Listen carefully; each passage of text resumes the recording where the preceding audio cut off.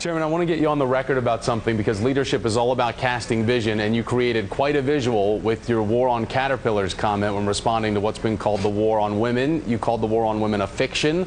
Obviously, the war on caterpillars comment created lots of headlines. Is that something you want to walk back or clarify right now? I'm not going to walk back. I'll double down on it. It was this war on women is a fiction that the Democrats have created, and the real war on women is the war that this president has put forward on the American people by not following through on his promises, by having women disproportionately affected by the Obama economy.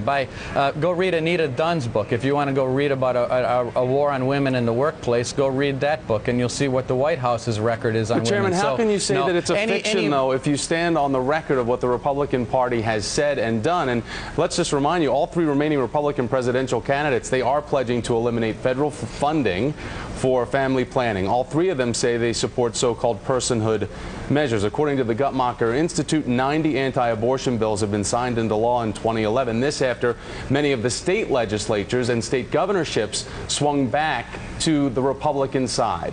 So how do you say that it's a fiction when these laws exist on the book now, on the books because in it this is a country? fiction, Thomas. It's a fiction. It's a fiction because number one, there is no war on women. It's a fiction. If you believe that all women are pro-abortion, then maybe in your own world, I think the term is pro-choice. There's a war on women. But the fact of the matter is that our party believes in life for everybody, and the fact of the matter is that the real war on women, the actual things that I think most women in this country are most concerned about, which is a good job, a good family, being able to live the American dream, provide for your kids and your family, that war on women is being perpetrated by President Barack Obama, who has not delivered on his promises, who has put our economy on the wrong track, and we're going to have an opportunity to correct all of that in November. But Reince, the fiction that you talk about, the phrase war on women, it's now being uttered by Republicans like Mitt Romney. Take a listen to this.